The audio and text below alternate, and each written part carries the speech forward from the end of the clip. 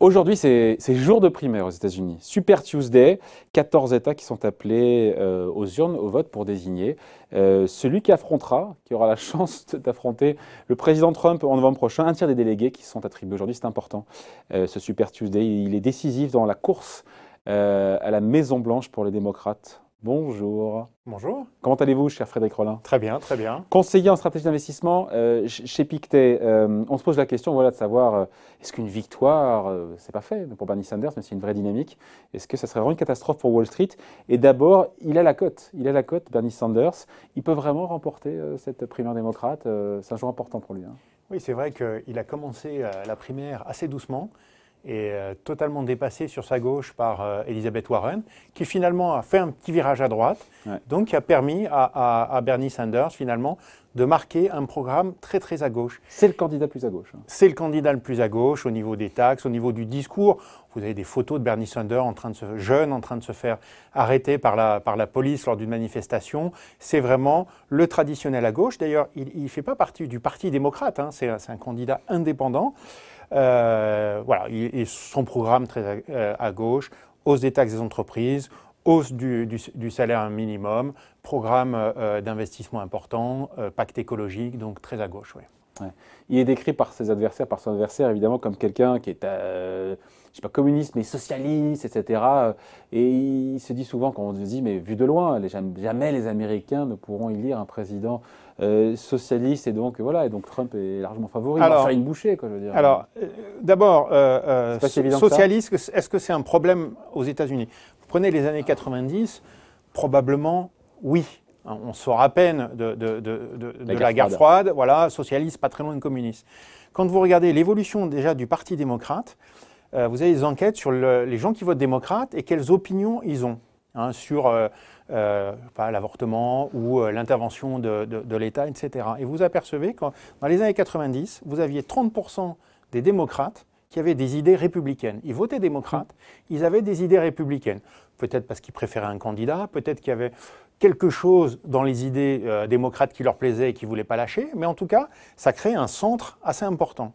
Aujourd'hui, l'électorat démocrate a complètement viré à gauche, hein, ça a été la globalisation, je dirais la déchéance de nombreuses classes moyennes, notamment dans la ceinture de rouille, et ces 30% sont devenus 3%. C'est-à-dire que le Parti démocrate est parti à gauche, rejoindre Bernie Sanders, le socialiste de toujours, et puis les Joe Biden, les Hillary Clinton sont restés finalement sur une base qui aujourd'hui est beaucoup plus faible qu'auparavant. Donc déjà, pour le Parti démocrate, je pense qu'un socialiste, ça n'est plus vraiment un problème. Et d'ailleurs, les sondages montrent que vous avez une bonne partie des démocrates qui voient le mot socialiste comme une bonne chose. Oui, mais il y a les démocrates et puis il y a les Américains pour le coup. Hein. Alors après, est-ce qu'avec ça, il peut gagner les élections? C'est peut-être un petit peu plus difficile. Mais enfin, s'il est déjà très très bien installé sur son parti, hein, ensuite, il peut aller, non pas à la chasse du centre, parce que le centre n'existe plus vraiment. Hein, les républicains aussi sont partis vers la droite, donc aujourd'hui, le centre n'existe plus vraiment. C'est vrai? On dit souvent que c'est le centre, les électeurs indépendants, les centristes qui font l'élection. Alors, si on prend pareil, les démocrates avec des idées républicaines ou les républicains avec des idées démocrates qui sont susceptibles de changer, il n'y en a franchement plus beaucoup. Maintenant, vous avez les électeurs indépendants aussi, et ceux-ci sont très très en faveur dans les derniers sondages pour Bernie Sanders par rapport à Donald Trump. Et puis enfin, vous avez tous les candidats qui sont un petit peu anti-establishment. Ça a été un petit peu la marque de fabrique de Trump. Voilà, il était là. Donc Trump a finalement tenu ce raisonnement. Il a fait une campagne très très à droite pour gagner les républicains. Puis après, il a fait une campagne aussi anti-establishment pour gagner d'ailleurs quelques électeurs de Bernie Sanders. Et Bernie Sanders, c'est vraiment typiquement l'anti-establishment, peut-être même plus que Donald Trump, parce que lui, il n'est pas milliardaire. Il est vraiment voilà, dans la contestation, il n'a pas voté pour le NAFTA, il n'a pas voté pour la guerre du Golfe, donc il est vraiment contre l'establishment et donc il peut ramener ces voix-là aussi et peut-être récupérer ce qui avait été perdu par les démocrates, c'est tous les électeurs de la ceinture de rouille qui traditionnellement auparavant votaient démocrates et puis voyant que Clinton et Obama voilà, signant des accords commerciaux qui étaient en leur défaveur, on finit par se retourner vers Donald Trump. Donc pas impossible. Hein. Ouais. Le candidat le plus à gauche, si jamais c'est encore une fois le candidat démocrate qui est élu, c'est celui qui est le plus à gauche, c'est pas une opportunité, une chance folle pour Donald Trump en novembre prochain? On va voir, mais moi je pense qu'effectivement ça va être le jeu. Si vous voulez. Donald Trump va surjouer. Et d'ailleurs, bon, si vous écoutez certaines chaînes américaines comme Fox News, c'est plus le terme vraiment socialiste qui est utilisé, c'est communiste. Ouais. Hein. Mais ce qu'on voit quand on voit le programme de Bernie Sanders, c'est que son programme est assez défendable en tant que socialiste. Communiste, ça veut dire nationalisation. Il ne parle pas de nationalisation, Bernie Sanders. Il parle de monter le revenu minimum à 15 $. Ça ne paraît pas extraordinaire non plus. 15 $ de l'heure. De l'heure, oui, Ouais. pardon. Je sais qu'en Suisse, vous êtes bien payé, mais quand même. À 15 $ de l'heure. Et puis, par exemple, Medicare for All.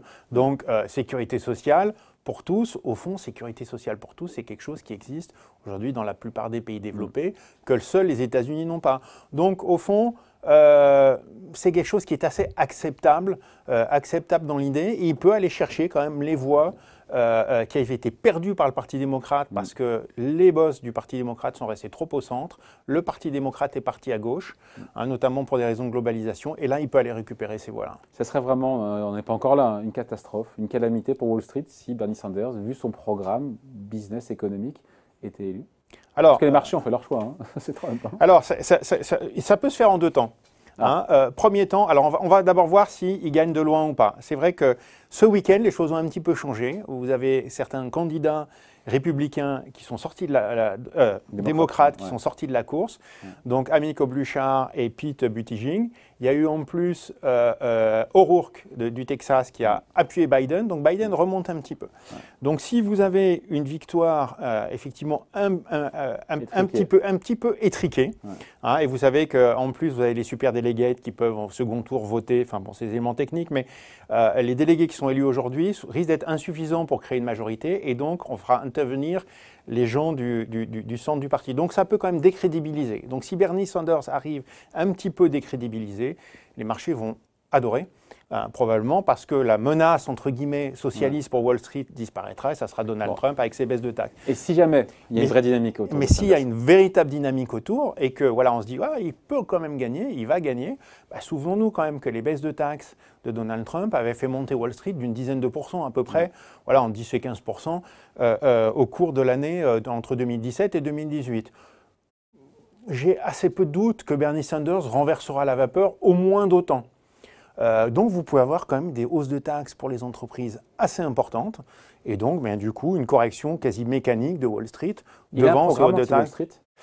Il a un programme surtout où il va taxer les entreprises, il a un programme où il va essayer de mettre en œuvre des taxes, même pour les entreprises qui ont mis en place des situations fiscales où ils payent vraiment encore moins d'impôts que le commerce moyen aux États-Unis. On parle notamment des GAFA. Donc ça ne va pas être très bon, effectivement, pour le Street. Et puis il aura quand même aussi tout un programme de régulation où il va notamment aller à l'encontre de toute l'industrie de l'énergie, du pétrole et du gaz de schiste, ou de schiste, où là, effectivement, il peut y avoir... Gaz de schiste, on ne connaît pas encore ça. Voilà, il peut y avoir quand même, il y a pas mal de valeurs, notamment sur les obligations, crédit américaines. Oui, donc pas... Donc c'est pas anti-Wall Street directement, mais enfin, quand on regarde son programme, c'est pas une bonne nouvelle. Alors après, il peut y avoir des secteurs qui s'en sortent mieux. Je crois que la santé devrait souffrir quand même, parce qu'il y aurait baisse des prix des médicaments et puis taxation supérieure. Donc le secteur de la santé ne va pas aimer la nomination de Bernie Sanders. Maintenant, si vous prenez tout le secteur de la consommation courante, eh bien le fait que le salaire moyen monte et surtout les salaires de ceux qui dépensent de l'argent, pas de ceux qui épargnent, que les salaires de ceux qui dépensent de l'argent montent, eh bien évidemment, ça va aider le secteur de la consommation courante. Voilà, on en reparlera. Super Tuesday, réponse ce soir tard dans la nuit. Merci beaucoup en tout cas. Frédéric Rollin, conseiller en stratégie d'investissement chez Pictet. Merci beaucoup. Merci.